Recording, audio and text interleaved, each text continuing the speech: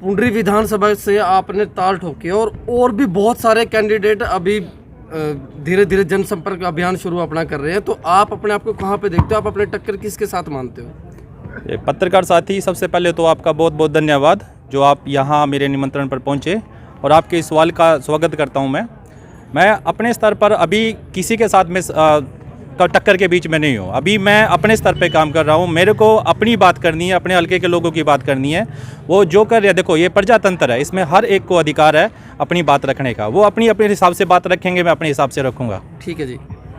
अभी आप गौ भक्त अपने आप को मतलब लोगों के सामने रख रहे हो कि भाई मैं गौ भक्त, तो इसीलिए लोगों की सहानुभूति आपको मिलेगी। तो क्या आपको लगता है कि आप लोगों के बीच में जाओगे और इसका श्रेय आपको मिलेगा और चुनाव में आपको इसका योगदान? श्रीमान जी, आपका ये जो प्रश्न है मैं थोड़ा सा उसमें सुधार करता हूँ। मेरे इस देश में, इस धरती से जुड़ा हुआ हर एक इंसान गौभक्त है।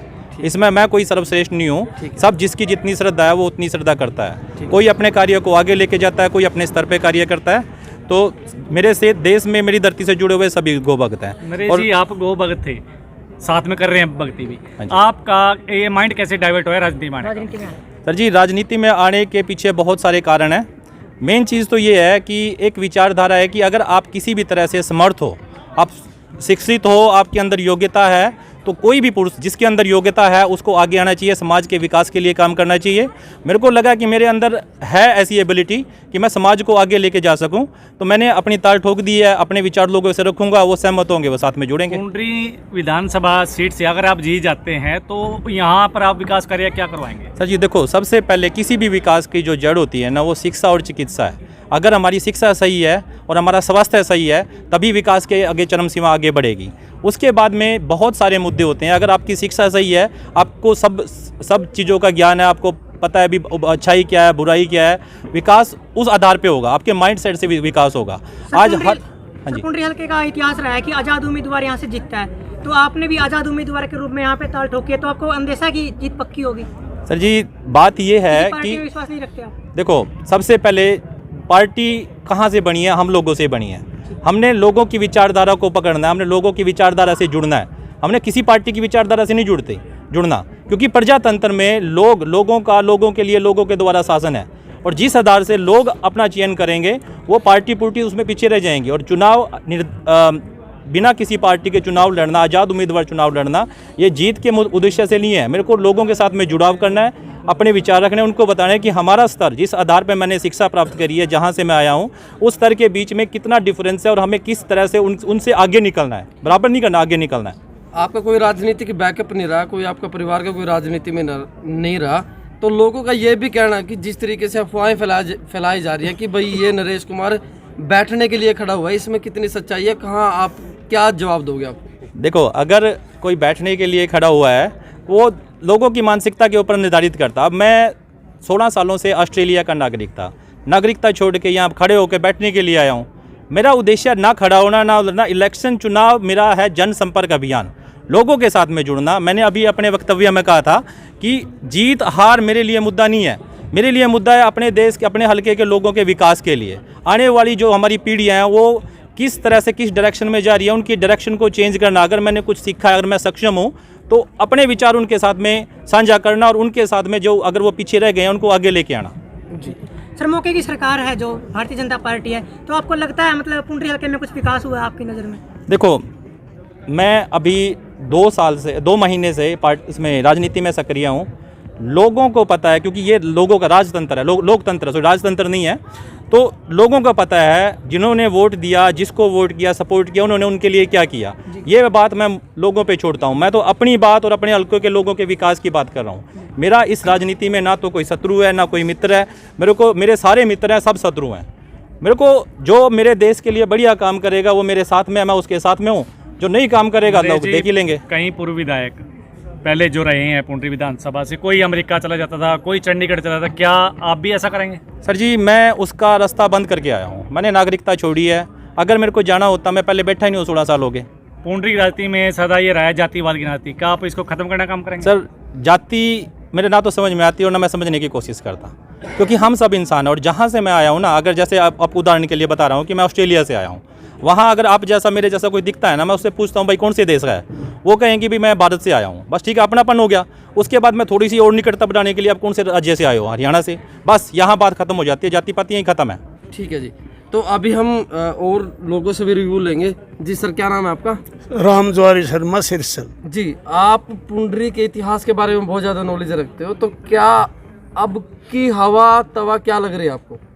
मन पुराने में तो हवा लगती को नहीं, ठीक है। जितने रह के लिए नवा बनेगा। और भगवान ने चाहा जे इस थोड़े का पब्लिक का पुंडरी हल्के की पब्लिक जरूर साथ देवेगी, भगवान भरोसा है, मन विश्वास। स्टेज के माध्यम से आपने सभी से गुहार भी लगाई है, प्रार्थना रखी भाई किसी में कुछ नहीं दम रहा है, नरेश ने जिता दो। तो दोबारा एक बार और अपील करना चाहोगे आप, भाई नरेश ने जिता दो? हाँ, मैं अपील करना चाहूँगा हल्का पुंडरी की जनता से, बच्चे से, बूढ़े से, बुजुर्ग से, सीनियर सिटीजन से।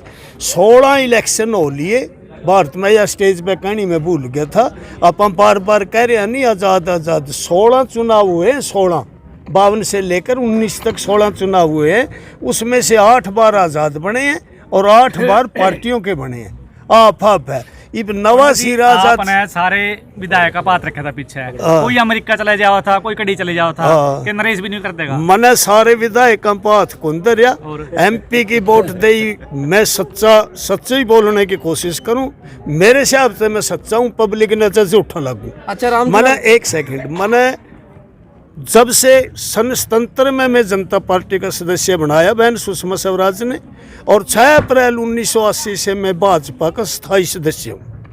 मैं लोकसभा की वोट देता हूँ। हमने इस हल्के में बुरा हाल सोच के, जब हमारे को टिकट नहीं मिली तो हमने नरेंद्र का साथ दिया था विधानसभा में, लेकिन लोकसभा में वो अभी वहीं खड़े हैं जहाँ खड़े थे।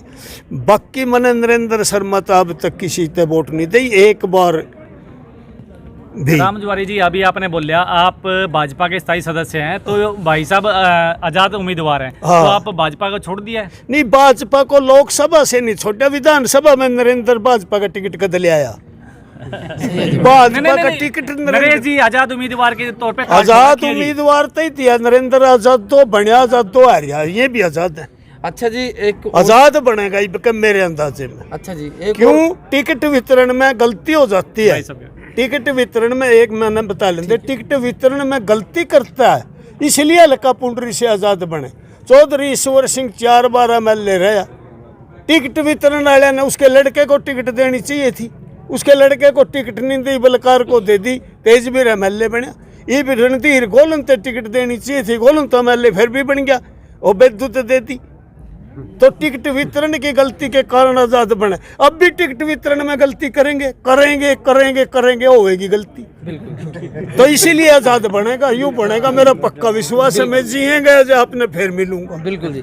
अच्छा, लोगों का एक और सवाल है, कहीं ना कहीं जो विपक्षी जो तैयारी कर रहे हैं, बहुत से तैयारी कर रहे हैं, वो भी खुश है इस बात से कि भाई ये तो आपस में इनकी वोटा का दुर्विकरण हो जाएगा और जीत आप जावेंगे, इसका निचोड़ के काटोगे, क्योंकि आपकी बरादरी से ही 3-4 कैंडिडेट हो गए। आप हमारी बरादरी से 3-4 कैंडिडेट है।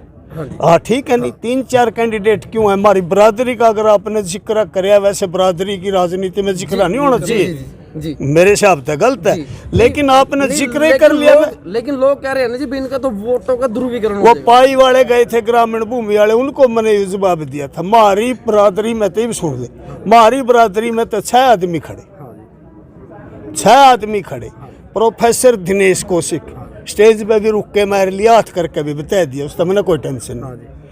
सारी जनता ने देख रखा, मेरे कहने की जरूरत नहीं। मेरा छोटा भाई नरेंद्र 1 बार जीत लिया, 6 बार हार लिया। एक तीसरा लड़का डॉक्टर सतपाल का लड़का, मैं उसका नाम भूल गया, वो 2 इलेक्शन लड़ लिए, उसने अंडर 500 रहा है। 3 तो जालिए कैंडिडेट, कंवरपाल ने ना टिकट मिलती ना वो इलेक्शन लड़ता। एक रह गया नरेंद्र पिलनी वाला, वो भी शायद ना खड़ा हुआ है। मारा यूं रह गया, यूं ही बनेगा, परमात्मा कसम तो विश्वास है।